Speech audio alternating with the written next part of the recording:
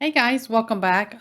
Today I want to talk to you about grapefruit seed extract. I do have some information after I go over this topic, some heads up updates because of what I do. I will get kind of the heads up things that are coming, some updates about situations. But before I get started, I have to show you something I got in the mail today. McBean, I love it. John McBean, Scottish Fitness. If you don't know him or his channel, please go check him out. Thank you so much, sir. I absolutely love it. I'm going to try to get him on and do a live or something sometime with him. But anyways, so grapefruit seed extract. Do not get this one mistaken with grape seed extract, okay? Sometimes people get those two mixed up, which they both have their benefits, but this is one I always have in my, my natural medical supplies, my preps, everything. So let me go over it. Now, it is fantastic about fighting candida, any kind of fungus or candida in, yeast, anything like that, internal and external. Now, athlete's foot, nail fungus, people, sometimes older people or people who have to wear, shoes and boots and stuff all the time and their feet stay moist will get nail fungus, which can be extremely stubborn to get rid of and diabetics and stuff like that. But the grapefruit seed extract topically on that works great.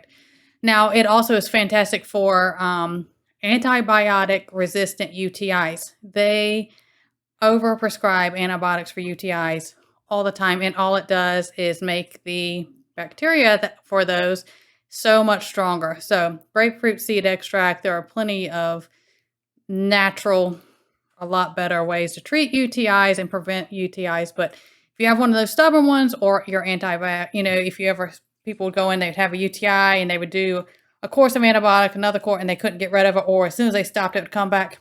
Grapefruit seed extract, colloidal silver also, but I'll get in that. There's also a fungal infection that is called histoplasmosis, which is very often mistaken for TB, and it's not. It's a respiratory type infection, and a lot of people people who would get it, they would get it from like bird or bat droppings, but it can be pretty severe. And grapefruit seed extract is one of those things that will get that. Internally digestive issues for people who have eczema. Eczema is a secondary thing, and it really stems from an internal problem.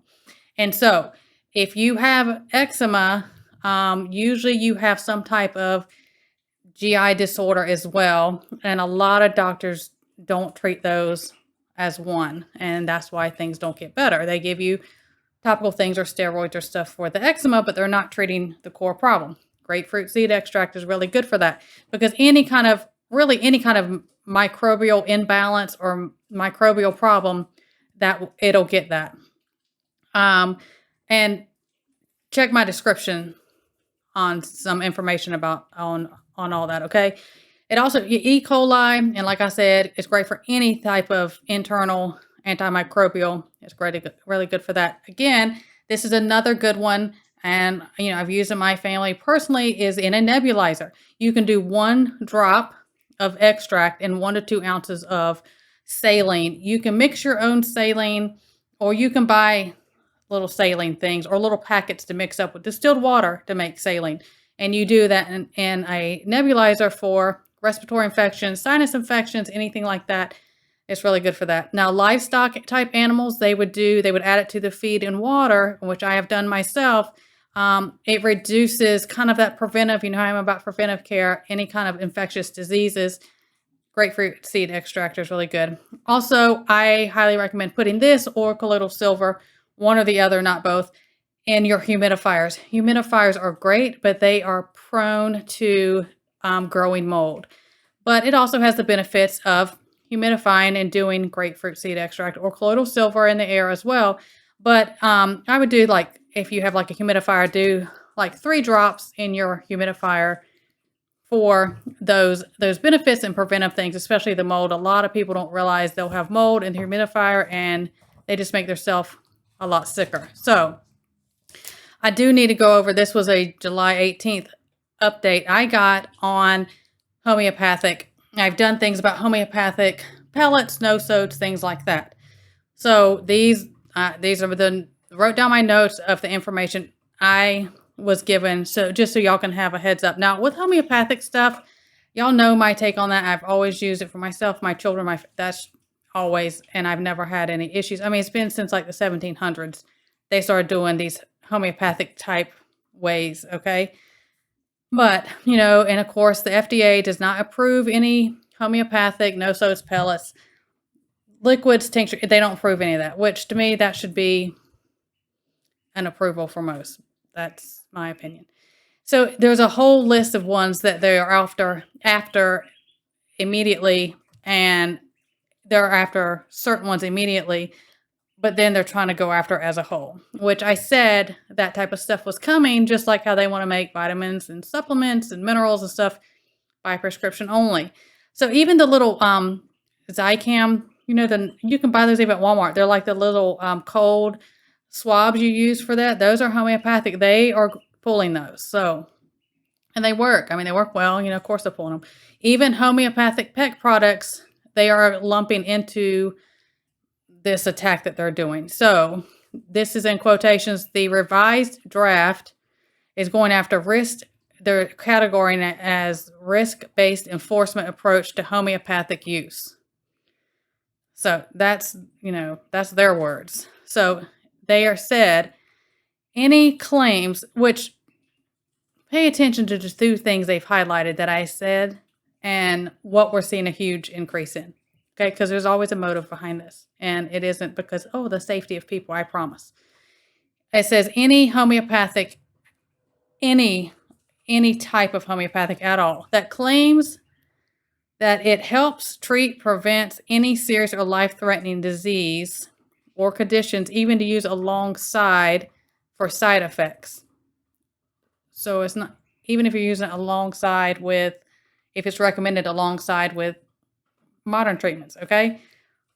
For cancer, HIV, or AIDS, they're going after. They said they're also categorizing in their revised things. It has it listed as the vulnerable population, which is children, pregnant women, and elderly. Man, you're the only one that get to use it, I guess. It's ridiculous.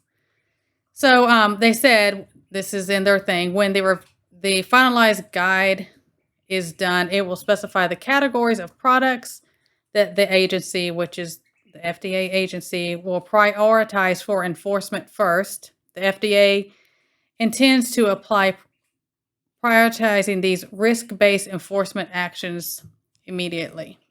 So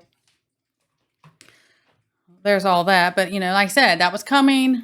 And, if there are certain ones, like I say, if it's the no-sode pellets or if it's the liquid, like I have a brochure, even my pet one is back there. I have brochures up, like the liquid no-sodes I've done for certain illnesses that are coming around, monkey and small ones. All of that is homeopathic.